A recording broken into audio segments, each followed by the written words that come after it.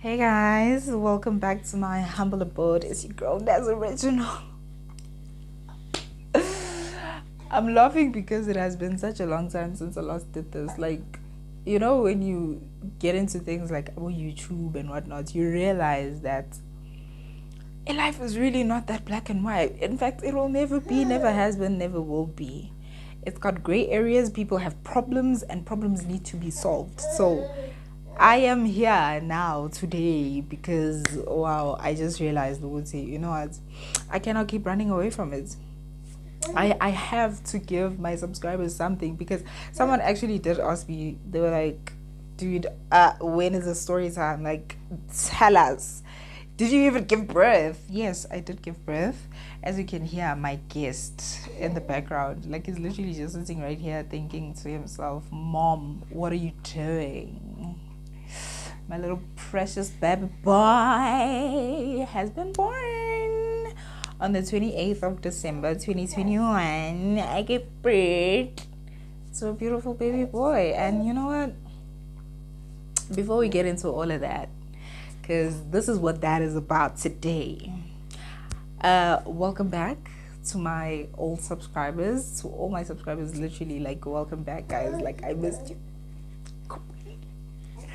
And to my new subscribers, thank you, welcome. But yeah, man, it's been a roller coaster. It's been interesting. That's him. It's just, he's not having it. Listen, the look messy, the story juicy. Let's get into the video. So yeah, guys, this is gonna be a life update /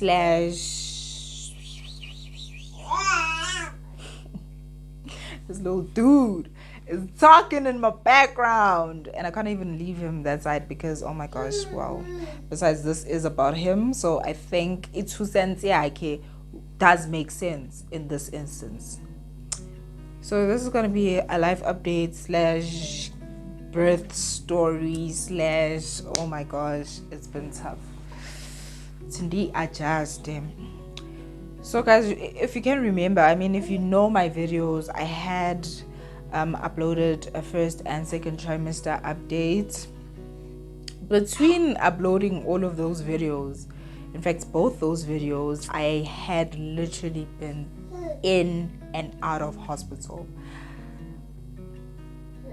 I am telling you, literally almost every month, every third week, every second week, I was in hospital. It was a mess. 2021 was just a whole lot of nonsense for me, because my pregnancy was, and this I found out on the day that I gave birth, that it was like complicated due to things that were found in my body due to trauma, basically. So because with my firstborn, with my daughter, I gave birth via cesarean. This is gonna be hard, okay? But bear with me. With my daughter, I gave birth by cesarean section, and obviously I sustained trauma there. Like, it's quite an intense surgery, guys. I mean, they open layers and layers and layers and layers of your body to just get that baby out. So throughout the years of me, from the time I gave birth till now giving birth again, I'm not laughing. This guy, guys, like, he's 3 months old. He's still 3 months old, but wow, he's a ball of energy. Like, it's a lot. Yes, you are a lot. Say hi, guys. Hi, guys, Zini. Stop talking about me, mommy. So yeah, as I was saying, the past 8 years now. Okay, well, I gave birth, she was still 7 years. The trauma that I sustained led to me having adhesions. So that's like scar tissue that your body, when it heals from like hectic surgery like that, you develop scar tissue that, yeah, basically I was a Pangea at that point. My organs were turning into Pangea. Everything was just... Okay, third trimester happens. Fast forward December. Bay and I go on holiday. When we come back, I've contracted COVID. Oh my God. I remember when we were at our getaway, both the nights, as when I was sleeping, I would literally sweat buckets of water. Like, it was buckets of water that I would sweat out. And it was so bad, guys, that we would literally have to wake up and try and put towels, and then I get back to sleep. But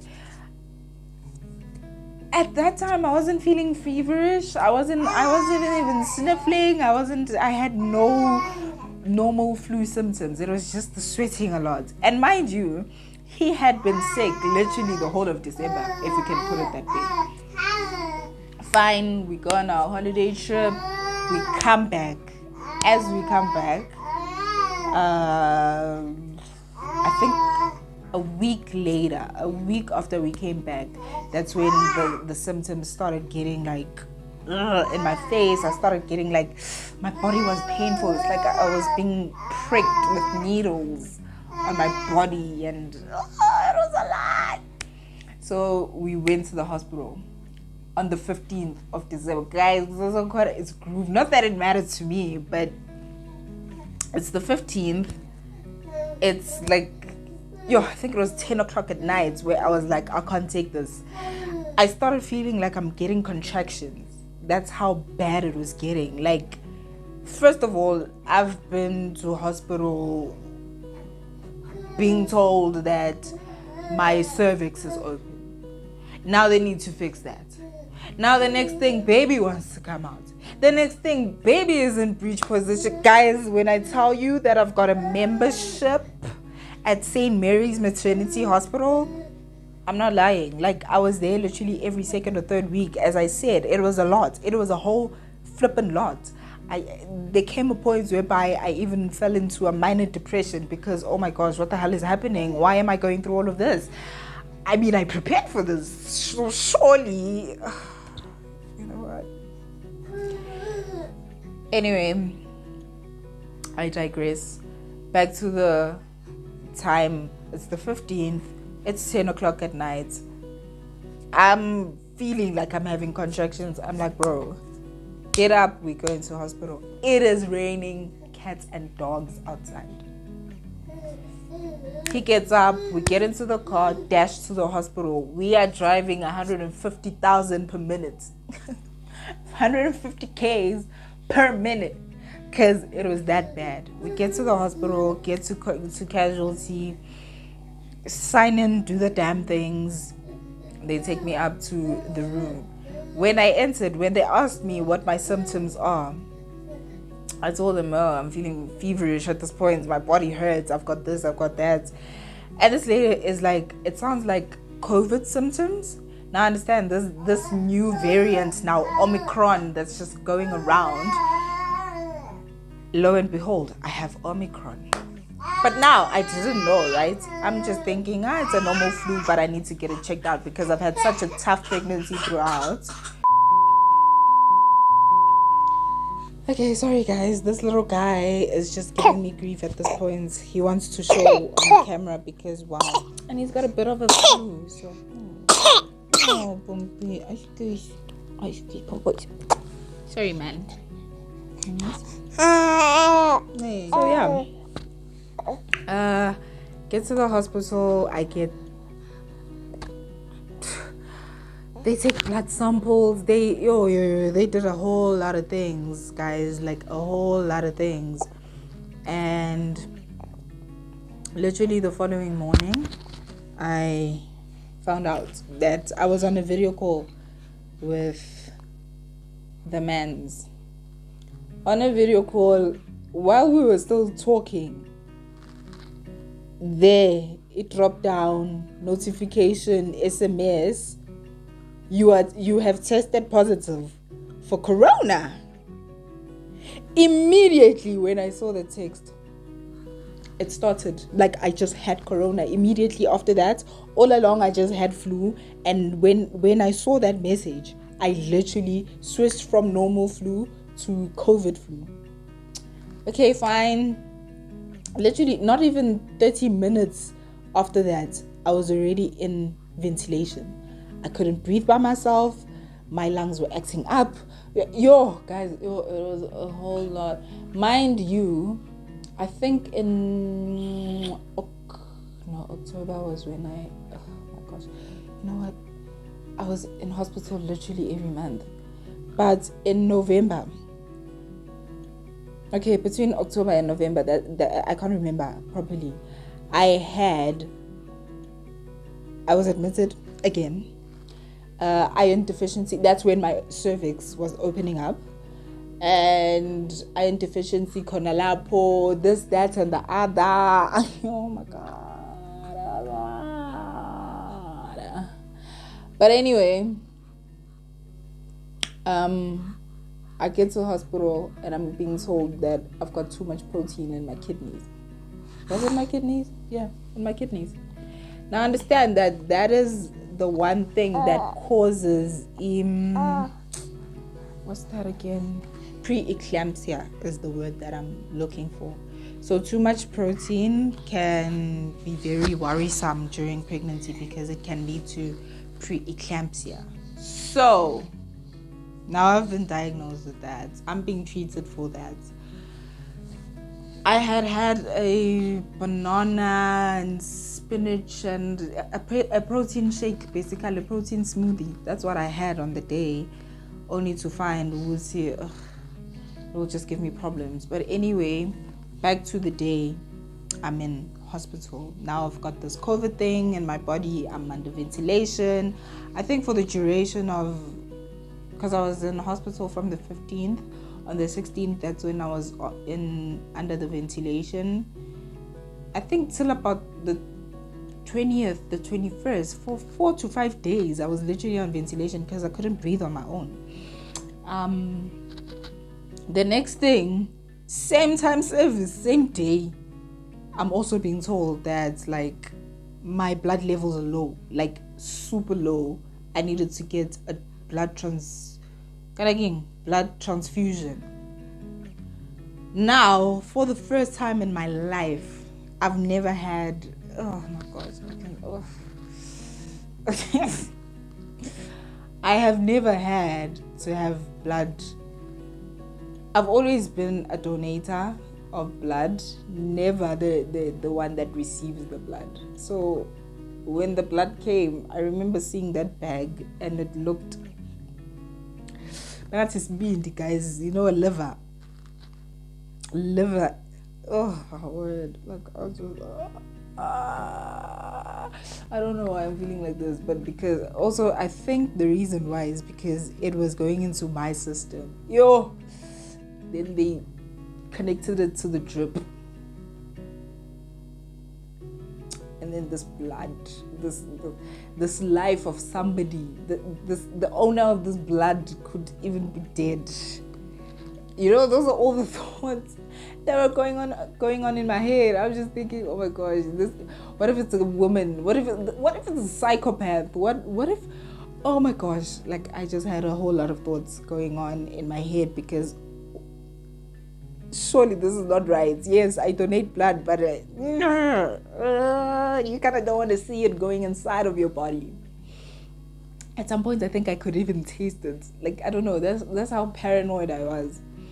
Anyway, guys, that happens. I'm getting blood. I'm getting this. I'm getting that. I'm always sedated, high on hospital drugs. Like, it was a mess. It was a mess. Got discharged on the 23rd of December. I got discharged.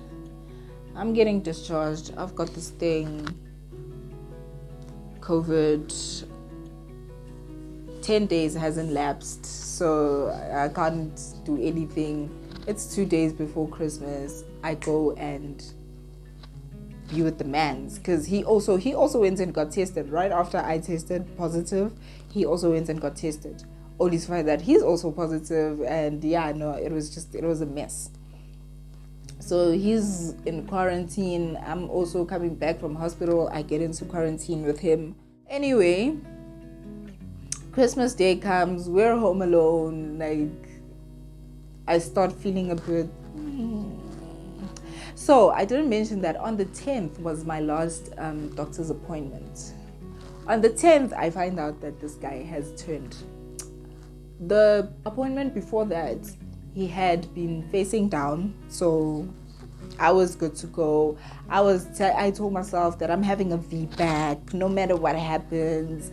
Like, a VBAC is vaginal birth after cesarean, so it's possible to give birth vaginally or naturally after having a cesarean section. So I'm telling myself, you know what, I'm gonna have a VBAC.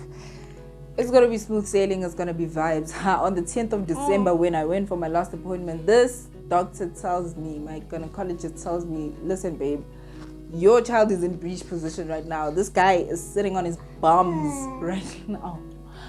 In my head, I'm thinking, oh my gosh, what more could go wrong at this point, you know? Now, understand, guys, with all my first child, I had her when I was a child myself. So the societal pressures weren't really there. So I had told myself, okay, cool. With my second child, I'm going to try and have it naturally, because now, again, with the societal pressures where it's subconsciously, you think of it in a way that, oh my gosh, I'm a woman, I can't even give birth naturally, blah, blah, blah, blah, blah. Ugh. You know what? Those things are things that actually do lead you to depression. But they happen because it's things that we see around us. Now, I am always sick. I don't have energy. I don't have blood. I just don't have. I'm getting told that, you know what? We're going to schedule another Caesar for the 28th. It's the 25th. Now we're counting down. 27th. 26th, 27th, 28th, 5 o'clock, 5:30, can't even remember. We're up. We're headed to the hospital. We get to the hospital. The hospital is not far. Like, it's like 10-15 minutes away from the house.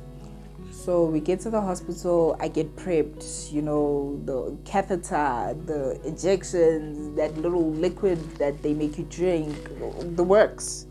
I get prepped for surgery. 7:30, I get wheeled to theater. Now, guys, drama in between. When we get there, firstly, when you're going and giving, basically, you know what, this COVID shit, it really, it messed everything up.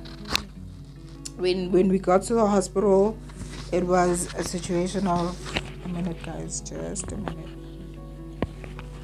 I need to fix this quickly. Cool. We get to the hospital. 7:30, I get wheeled to theater. Before that, I'm being told that my birthing partner, cannot be with me in the room when I give birth.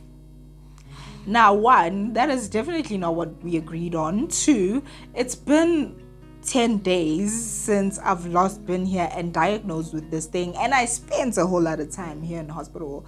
So, you're kind of looking for a fight right now. Guys, I think we spent another 30 minutes. No, because I got wheeled at probably 15 minutes. Fighting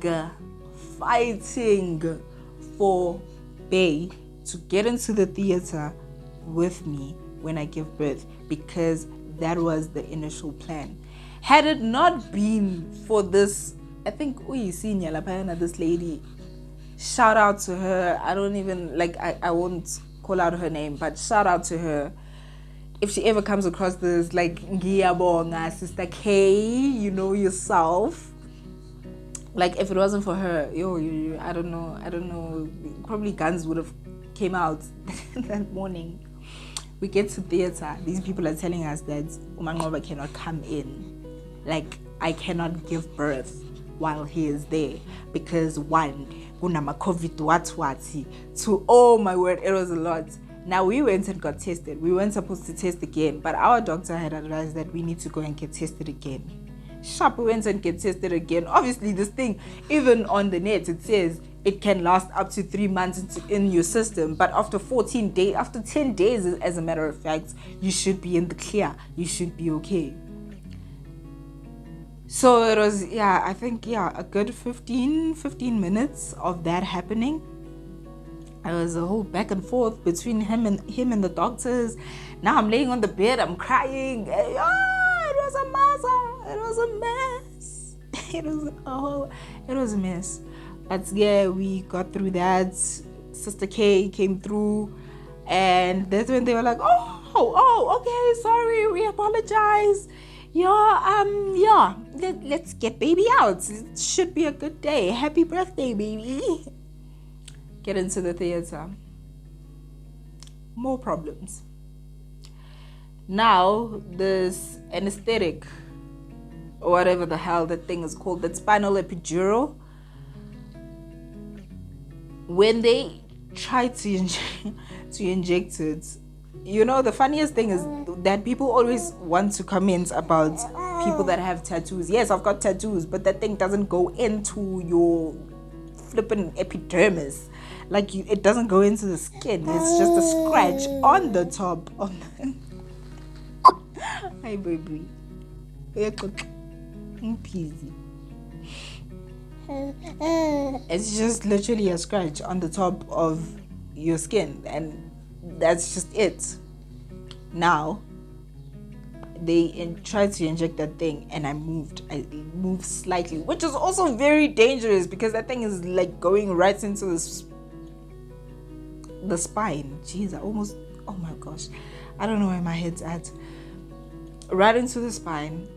Now,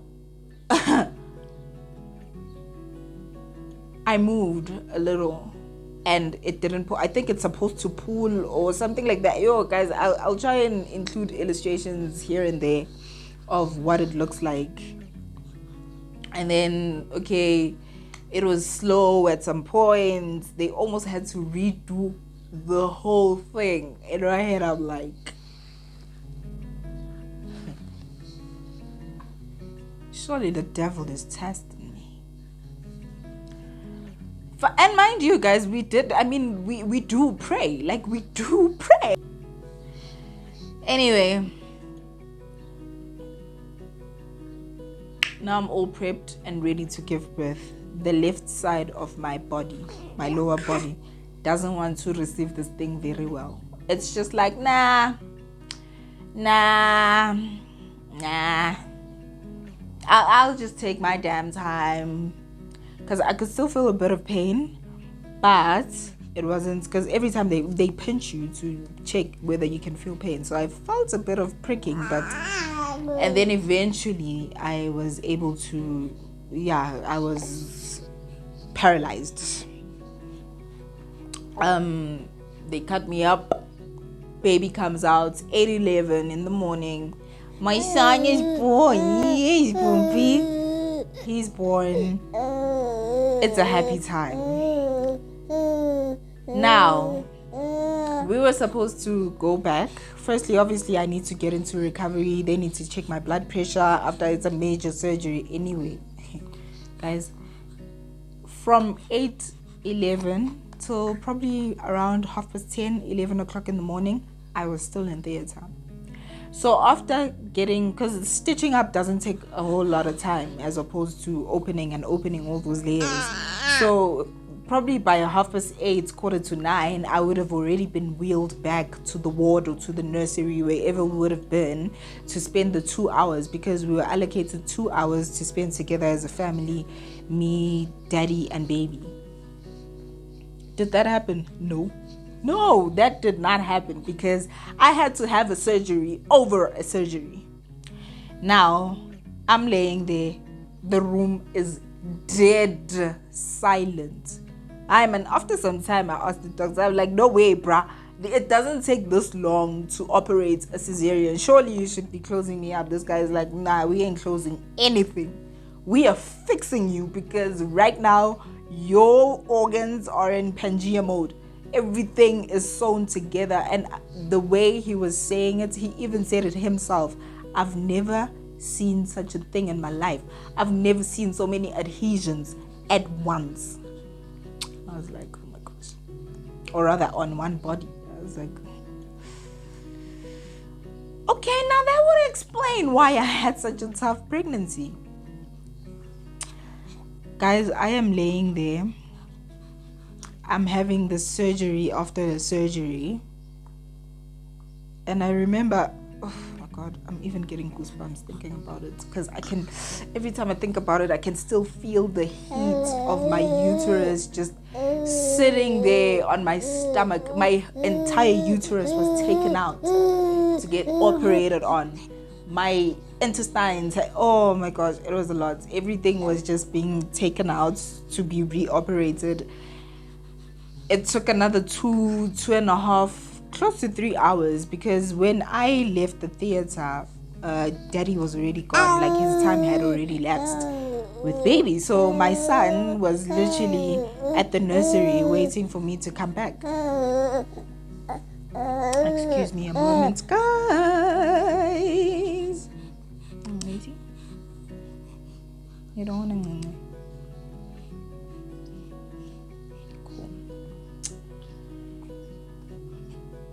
When I got wheeled back to the ward, that's when I didn't even know what time it was. I think the only time I actually saw the time was around 2:00 when the doctor came back to check on me. Guys, I remember laying on that bed, being operated on for all those hours. I am cold. I am thirsty. I am hungry. There was a time where I could literally, I even had sensation. Like, that's how long it took. I could now feel where I was being, oh my God. It was a lot. Yeah, no, it was a lot. The amount of time I had my uterus just warm on my stomach, because where it was, I mean, it wasn't just, it was like right under my boob. So I had sensation there. I could feel there. The left side, remember, it was problematic. I then started feeling stuff, and then the pain came through. Now I'm being injected with morphine. It was a lot. It was a lot, but we soldiered through. And I remember laying on that bed and thinking to myself, you know what? God, take me. I think I've done my job here. He will take care of his son. Like, I'm good. I don't want to do this anymore. This is painful. Get grand. And yeah, guys, I gave birth, was wheeled back to the ward. And there was my little precious baby. Yes. There he was. No, guys, you want to see him? That's how big he is now.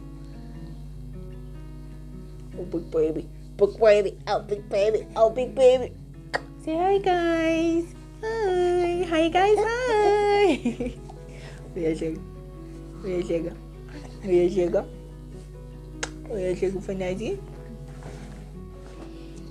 Anyway, yeah, guys, I gave birth on the 28th, and on the 31st we were discharged, nice and healthy, bouncy baby boy.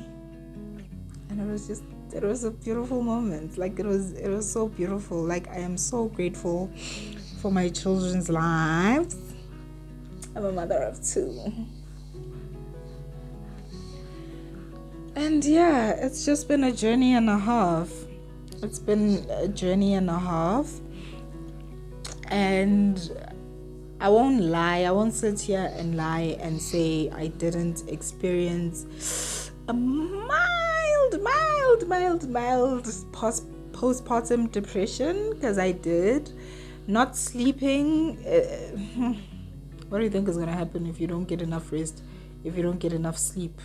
So that's what happened. And You know what? I am grateful. I am grateful for the father of my child because he's been there through and through. Like through and through. Yes, we've had our differences but yo. I don't think I would have done this without him. So shout out to him. He's gonna get a big head. Big in number.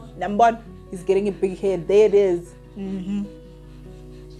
But yeah, shout out to him for being a G, man, and for actually being a father, one of the fathers in South Africa that are actually fathering. Anyway, that's the end of my pregnancy birth story, guys. I thought I should come back here and see if this thing is so for me, and you know what? I kind of enjoyed it. So, but yeah, guys, thank you so much for watching. Please don't forget to like, comment, subscribe. Do the things that make the pot to happen. For now, it's goodbye from us. Say bye, baby. Say bye, guys. You don't want to say bye, guys? Okay, cool. I got phone with bye, guys. He's really restless at this point.